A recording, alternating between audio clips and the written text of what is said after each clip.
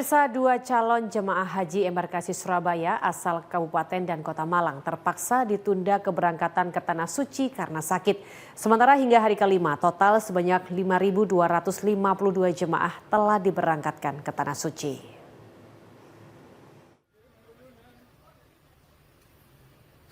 Petugas penyelenggara ibadah haji atau PPIH Embarkasi Surabaya terus memberangkatkan calon jemaah haji serta melakukan pelayanan kepada para tamu Allah untuk beribadah haji ke Tanah Suci. Hingga hari kelima, Sabtu 25 April, PPIH Embarkasi Surabaya telah memberangkatkan 5.252 orang dari 14 kelompok terbang atau kloter. Para jemaah juga didampingi sebanyak 62 orang petugas dan total mencapai 5.314 orang. Meski proses pemberangkatan berjalan lancar, kabar kurang baik datang dari dua jemaah yang tertunda keberangkatan karena sakit. Menurut Muhammad Asyadul Anam, Ketua PPIH Embarkasi Surabaya, kedua jemaah yakni dari Kloter 6 Kabupaten Pasuruan yang telah dirujuk ke rumah sakit, sementara satu jemaah dari Kloter 13 asal Kota Malang sakit sebelumnya diberangkatkan ke rumah asrama haji Surabaya. Masuki hari kelima, ini sudah ada 13 kloter yang diberangkatkan. Insya Allah sebentar lagi dari Kloter 14. Sehingga yang sudah keluar dari asrama haji itu sejumlah 4.940 jamaah. Alhamdulillah semuanya lancar, namun demikian ada dua jemaah kita yang tertinggal karena sakit. Yang saat ini satu di rumah sakit haji dan satu memang tidak berangkat ke sini karena memang sakit seperti itu. Di samping jemaah yang telah diberangkatkan ke Tanah Suci, pada hari kelima tercatat tambahan kedatangan ke asrama haji sebanyak 1.137 orang dari 3 kloter. Sehingga total tercatat kedatangan jemaah haji mencapai 6.075 orang, terdiri dari 6.005 jemaah dan 70 petugas dari 16 kloter. Juli Susanto, CTV. Sementara itu pemirsa, pada musim haji tahun 2026 puluhan ASN di pemerintah Kabupaten Ngawi mengajukan cuti besar. Tercatat ada sekitar 32 ASN mulai PNS dan P3K mengajukan cuti untuk berangkat haji.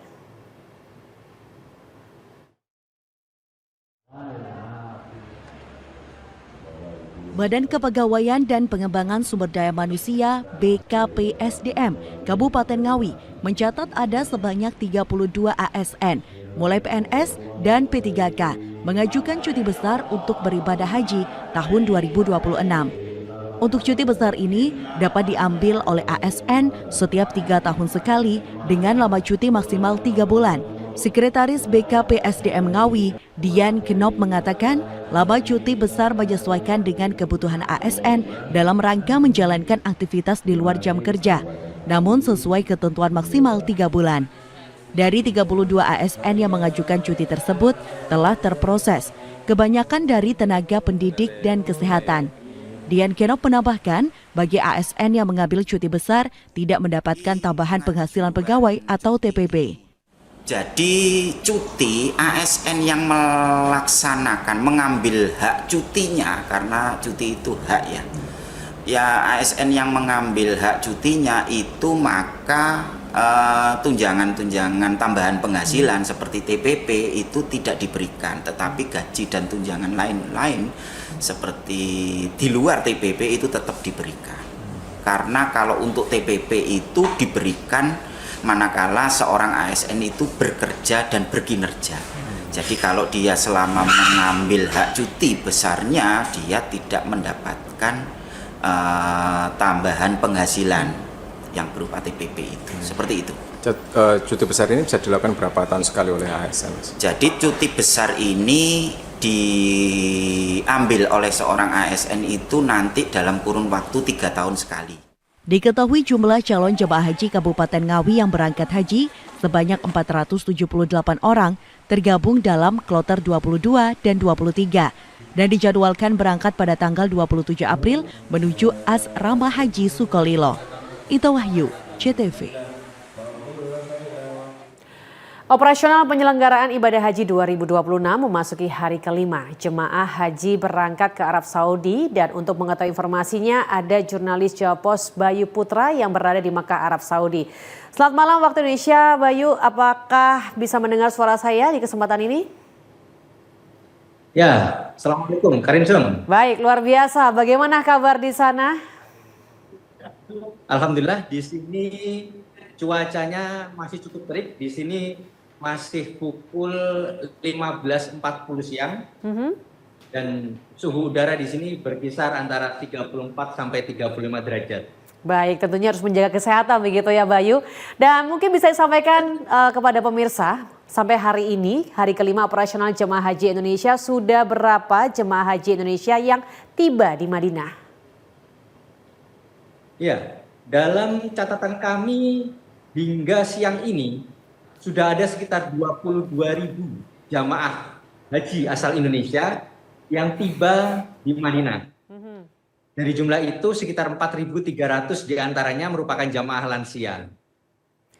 Mereka sebagian juga berasal dari embarkasi Surabaya. Dalam catatan kami ada 5.252 orang jamaah haji Indonesia asal embarkasi Surabaya, khususnya Jawa Timur, yang tergabung dalam 14 kloter. Baik, mengingat kondisi cuaca yang cukup terik, bagaimana kondisi dari para jamaah haji yang sudah berada di sana, Bayu? Ya, Karin. Di sini jamaah haji terutama yang ada di Madinah, dalam catatan kami memang sudah ada yang mulai mengalami keluhan atau gangguan kesehatan. Hingga tadi malam, berdasarkan data dari Klinik Kesehatan Haji Indonesia, sudah ada 93 orang yang menjalani rawat jalan. Kemudian ada 2 orang yang dirawat di klinik KKHI dan 1 orang lagi harus dirujuk ke rumah sakit di Madinah. Baik, Bayu, terkait dengan makanan yang akan didapatkan oleh para jamaah haji, bagaimana dengan makanan yang akan mereka terima di Madinah? Ya, saat ini dapur-dapur haji di Madinah sudah beroperasi dan jamaah menerima makan 3 kali sehari. Mereka, para ketua regu mengambilkan makanan bagi para jamaahnya. Jadi para jamaah itu sudah full dilayani oleh para petugas haji dalam urusan makanan. Dan ini gizi mereka juga tertakar karena komposisi makanan yang disajikan kepada jamaah haji sudah harus berdasarkan rekomendasi gizi dari Kementerian Kesehatan. Dan apakah bisa diinformasikan begitu, menunya apa saja yang nantinya akan didapatkan oleh para jamaah haji tersebut? Yang menarik di sini adalah tahun ini menu yang dihadirkan full dari Indonesia. Karena Kementerian Haji dan Umroh Republik Indonesia sudah berkomitmen dan mereka sudah mengimpor langsung bahan makanan dari Indonesia. Mulai dari berasnya hingga ke bumbu-bumbunya merupakan semuanya dari Indonesia. Sehingga jamaah tidak perlu lagi beradaptasi dengan lidah orang Arab Saudi. Baik, dan jadi serasa makan di rumah. Oh, berarti tidak akan berbeda begitu ya? Baik. Jadi komposisinya adalah 170 gram itu berupa nasi atau karbohidrat, 80 gram berupa protein atau lauk, dan 70 gram berupa serat yang berasal dari sayuran maupun buah-buahan. Dan mereka akan mendapatkannya itu 3 kali sehari, begitukah? Betul. Dan ini masing-masing sudah ada jam makannya. Karena ini bentuknya fresh meal, jadi jamaah diimbau untuk mematuhi jam makan. Jangan sampai makanan untuk sarapan disimpan untuk makan siang. Karena ada potensi makanan itu sudah berkurang kualitasnya karena sifatnya fresh meal. Nanti pada saat sesi makan siang akan ada lagi makanan yang baru. Ini tentunya membuat para jemaah haji di sana kondisi untuk gizinya sangat terkontrol begitu ya Bayu ya? Betul, karena salah satu hal yang menjadi concern para petugas haji di sini adalah kesehatan jamaah. Karena para petugas menginginkan jamaah benar-benar siap menjalani masa puncak haji selama 5 hari di Arafah, Musdalifah, dan Mina. Baik, dan untuk saat ini sudah ada 22.000 jemaah haji yang berada di Madinah, begitu ya. Dan aktivitas Betul. mereka seperti apa di sana? Boleh diceritakan di kesempatan kali ini, Bayu?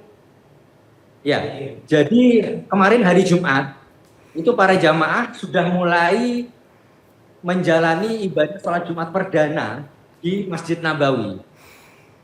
Sebagian dari mereka juga sudah mulai bergantian memasuki Raudhah dengan menggunakan tasbih yang sudah disiapkan oleh masing-masing pembimbing ibadah dari Kementerian Haji dan Umroh Republik Indonesia.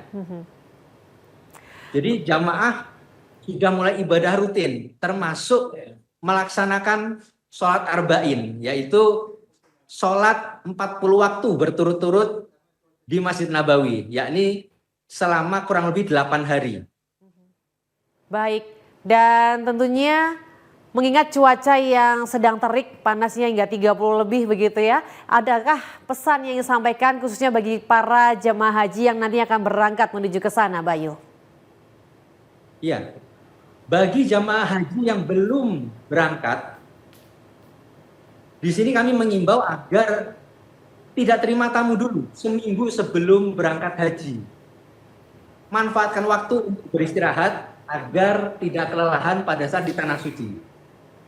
Dan nanti pada saat tiba di tanah suci, jangan lupa sering-sering minum air putih. Karena cuaca di sana sangat panas. Cuaca di sini sangat panas. Kita tidak akan terasa. Tiba-tiba sudah kelelahan, sudah kepanasan karena kita cenderung tidak berkeringat di sini. Berbeda dengan Indonesia yang kita mudah merasa gerah dan kita berkeringat, di sini kita nyaris tidak berkeringat, namun kita kehausan, namun kita kepanasan.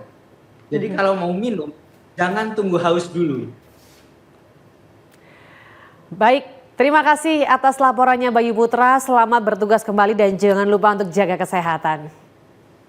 Terima kasih.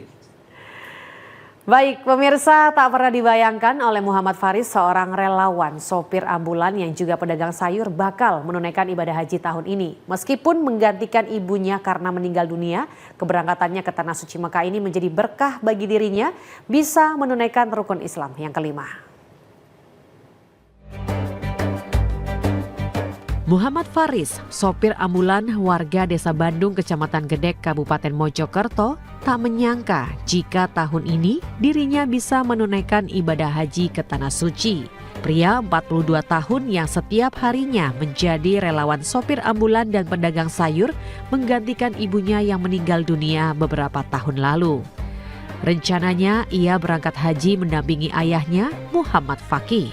Faris bersama ayahnya masuk dalam kelompok terbang atau kloter 64 berangkat ke Tanah Suci Mekah pada hari Rabu tanggal 6 Mei 2026. Faris tak menyangka bisa menunaikan rukun Islam kelima pada tahun ini karena menggantikan ibunya yang mendaftar haji pada tahun 2012. Meski begitu, naik haji adalah cita-citanya sejak lama. Saya ikut pelimpahan menggantikan ibu. Tidak menyangka juga kalau saya bisa berangkat haji tahun ini. Alhamdulillah semua berat orang tua. Kalau masnya ini pekerjaannya apa sih sehari-hari? Saya sehari-hari di pasar, dagang sayur. Kemudian saya juga bergabung di relawan ambulan. Saya sebagai driver relawan ambulan ISM, pusatnya di Mojosari. Persiapannya sendiri menjelang pemberangkatan ini seperti apa? Kesehatan atau cek? Oke, semua untuk cek kesehatan semuanya sudah terlampaui dengan baik. Alhamdulillah sehat dan dinyatakan bisa berangkat untuk tahun ini. Untuk keberangkatannya ke Tanah Suci, Faris sudah melakukan persiapan mulai dari dokumen paspor, visa, peralatan yang dibutuhkan.